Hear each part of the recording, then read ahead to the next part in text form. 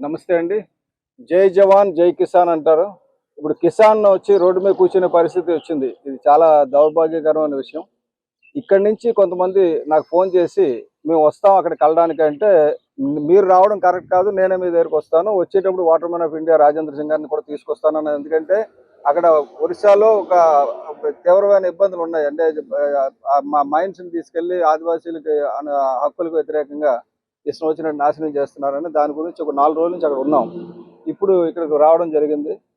ఇప్పుడు ఇక్కడ మాకు అంటే చాలా రోజుల నుంచి ఇక్కడ ఉన్న పెద్దలందరూ కూడా పేర్లు చెప్పను, నేను ఒక పేరునే కాదు, అందరూ కూడా ఫోన్లు చేసి ఇబ్బంది చెప్తున్నారు.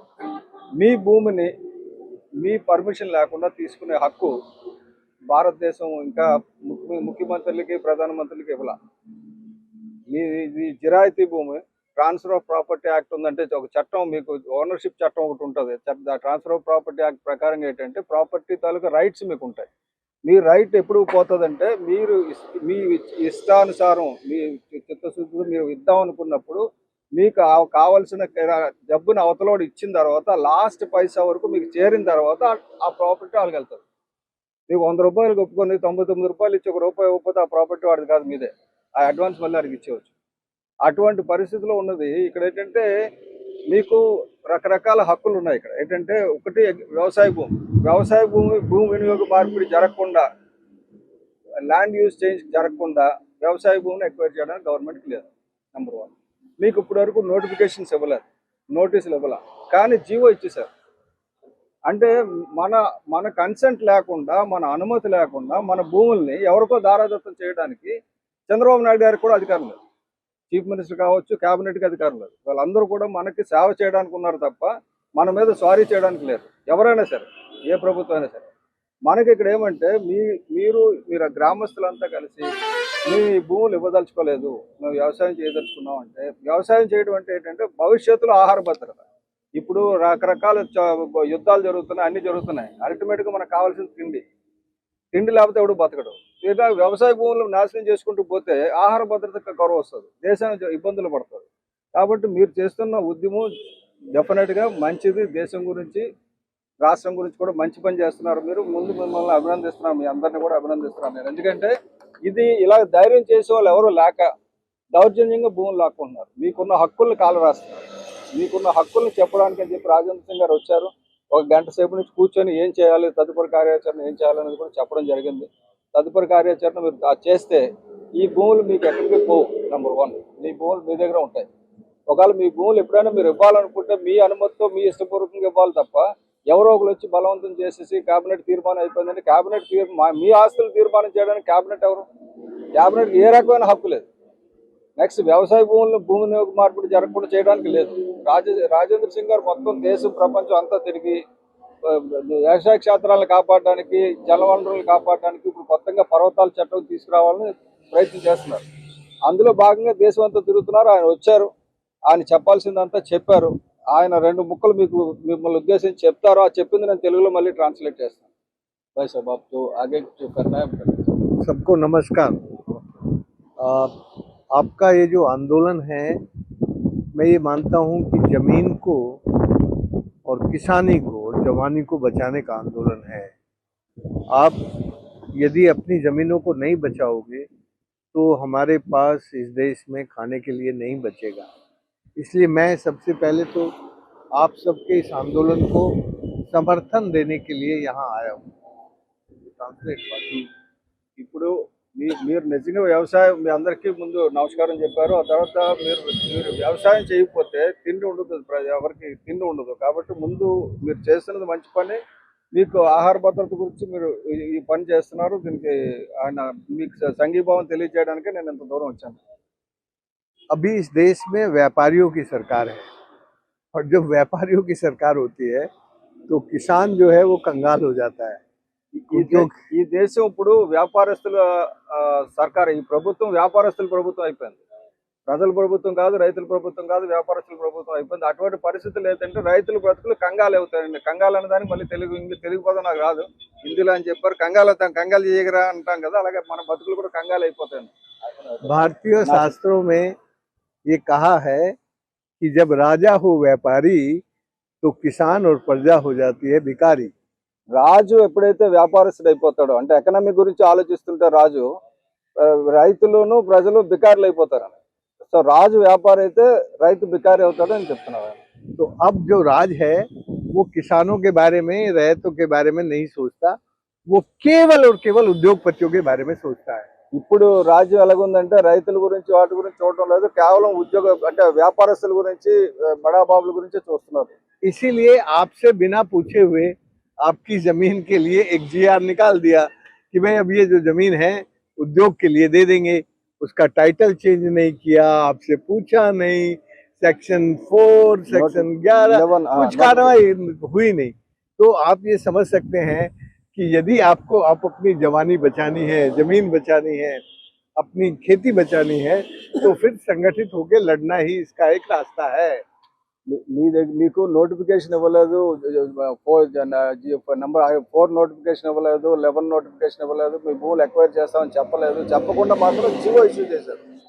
కాబట్టి మీరు అందరూ దీనికి ఏంటంటే సంఘటితంగా ఉంటే దీన్ని ఆపడానికి వీలవుతుంది. మీరు అందరూ విడివిడిగా అంటే రాకపోతే ఎవరో ఒకరు వెళ్ళిపోయి ఇంకా మనకు వచ్చేది కాదులే, అదేదో మనకి ఇస్తానంటున్నారు, మా కొడుకు ఉద్యోగం ఇస్తానంటున్నాడు అన్నట్టు కాకుండా మీరు సంఘటితంగా ఉంటే ఈ భూములు రక్షించుకోవాల్సి అవుతుంది. రక్షించుకుంటేనే భవిష్యత్తు ఉంటుంది మనకి. जहां पर किसान संगठित होकर लड़ रहे हैं वहां वो अपनी जमीन और खेती बचा लेते हैं, वो अपना पहाड़ बचा लेते हैं, अपना पानी बचा लेते हैं, अपनी नदी बचा लेते हैं। और जहां किसान थोड़े भी डर गए और उनके अंदर लालच की फूट पड़ गई, वहां पर जमीनें सरकार ले रही है। इस वक्त इस देश में कम से कम भी 250 जगह पर जिस तरह से आपकी जमीन गई है वैसे ही सब जिलों में कोई भी एक जिला ऐसा नहीं है जहां पर जमीनें उद्योगपतियों को नहीं दी जा रही है। सब जगह पर जमीन दी जा रही है।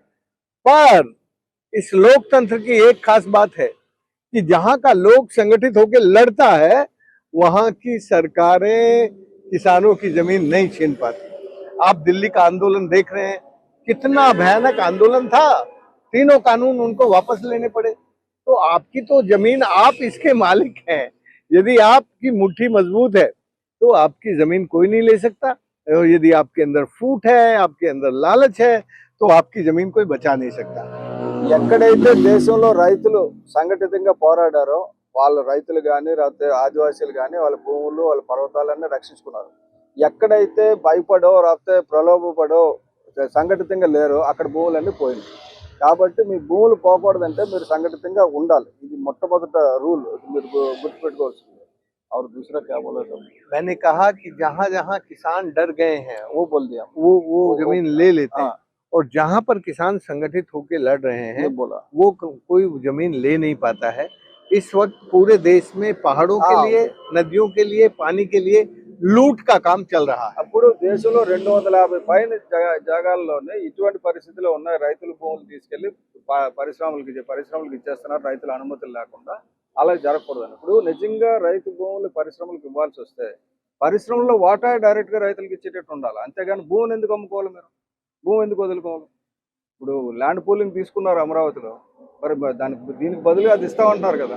ఇప్పుడు కంపెనీకి భూమి తీసుకెళ్లి ఇచ్చేసి అది కూడా మీరు కొన్న రైట్లో సబ్సిడీలు ఇచ్చేసి, ఎందుకు సబ్సిడీలు అంత సబ్సిడీ ఇచ్చి పెట్టాల్సిన అవసరం ఉంది ఇప్పుడు? సో కాబట్టి మనం మాట్లాడదాం. ఎందుకంటే మీకు ముఖ్యంగా చట్టపరంగా మీకు హక్కులు ఉన్నాయి. మీరు పోరాడితే హక్కులు వస్తాయి, భయపడితే హక్కులు పోతాయి. కాబట్టి చట్టబద్ధంగా ఏం చేయాలో అని చెప్పారు. దాని ప్రకారంగా మీరు మీ గ్రామస్తులందరూ కలిసి తీర్మానం చేసుకొని మా భూములు మా దగ్గర ఉంచుకుంటాం, అలాగే మా ఈ జీవోని మేము వ్యతిరేకిస్తున్నాం, జీవో 13 వ్యతిరేకిస్తున్నాం.